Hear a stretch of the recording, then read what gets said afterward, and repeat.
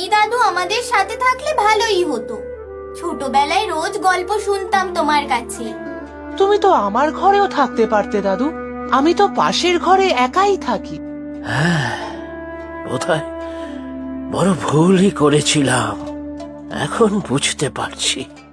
কেন বাবা, কি হয়েছে? কিছু গন্ডগোল হয়েছে ওখানে? না, ঠিক গন্ডগোল নয়, তবে ওদের কিছুটা অসুবিধা হচ্ছিল আমার জন্য। তুমি এখানে থাকো দাদু, আমাদের কোনো অসুবিধা হবে না। চলো দাদু, তোমাকে আমার মুরগি, হাঁস সব দেখিয়ে আনবো। আচ্ছা, হাঁস মুরগিও আছে বুঝি? মাছও আছে, যাবে? না না বাবা, তো সবই এসেছে। দুপুরে খাওয়া দাওয়া করে বিশ্রাম নেবে, তারপর বিকালে নিয়ে যাস। আচ্ছা ঠিক আছে।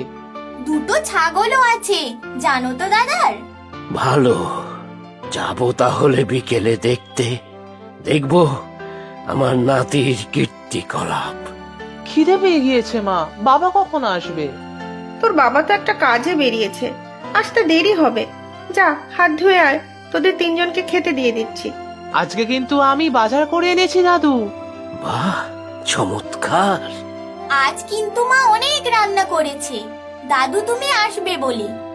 অনেক আর কোথায়, ঘি ভাত আর আলুর চোখা তোর দাদুর খুব প্রিয়। তোর মনে আছে রে মা? ঘি ভাত, আলুর চোখা, আর সঙ্গে কাঁচা পেঁয়াজ আর লঙ্কা। আহা, অমৃত। আর আমি যে মাছ আনলাম। মাছের ঝোলও করেছি তো। চলো বাবা রান্নাঘরে, তোমাদের খেতে দিয়ে দিই। জবা, দাদুকে নিয়ে আয়। চল রে জবা, আলুর চোখার কথা শুনে আমার আর তর সইছে না। চলো দাদু, আমারও পোষা কুকুর বিড়াল আছে, দেখাবো তোমাকে। খুব ভালো লাগলো রাজু তোমার পোষ্যদের দেখে। ফুলের বাগানটাও বেশ ভালো। এসবের অনেক যত্ন করো, তা ভালোই বোঝা যাচ্ছে। সব নষ্ট হয়ে যাবে দেখো দাদু, এত দেখাশোনা কে করবে শুনি? কেন, কি হয়েছে? দাদা তো শহরেই চলে যাবে বলেছে চাকরি করতে, বাবাও কাজে থাকে, এসব তখন আর কে দেখবে? তাই নাকি রাজু? শহরে যাওয়ার কথা ভাবছো বুঝি? হ্যাঁ দাদু, এখানে তো কাজকর্ম বিশেষ কিছু নেই, তাই শহরে গিয়েই ভাবছি কিছু কাজ করব।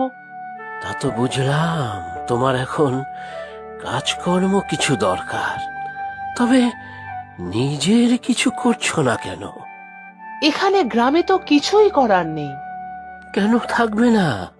এই যেসব কাজ তুমি এত ভালোবাসো সেগুলোকেই বড় করে করছো না কেন?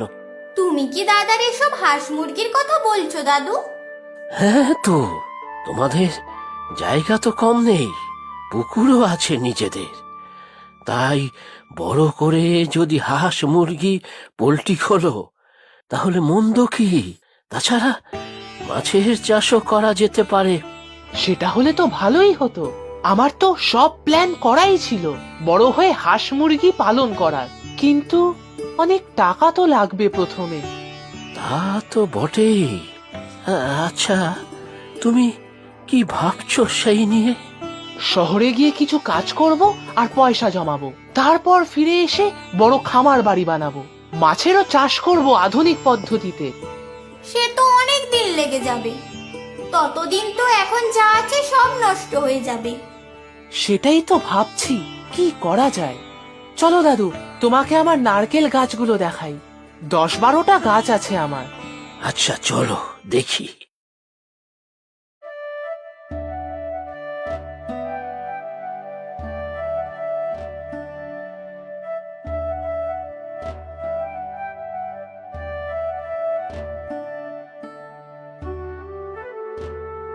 এই নাও বাবা, চা। হ্যাঁ মা, দে। রাজু কোথায়?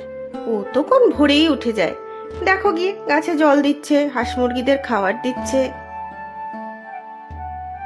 বড় কাজের কিন্তু ছেলেটা। হ্যাঁ, যতটা সম্ভব সংসারের জন্য উপার্জনের চেষ্টা করে। হাঁস মুরগির ডিম, পুকুরের মাছ, নারকেল, সুপুরি এসব বিক্রি করে যা হয় ওর বাবার হাতে তুলে দেয়। তুমি তো জানোই তোমার জামাইয়ের রোজগার তো আর খুব বেশি নয়। জানি মা, জানি। তবে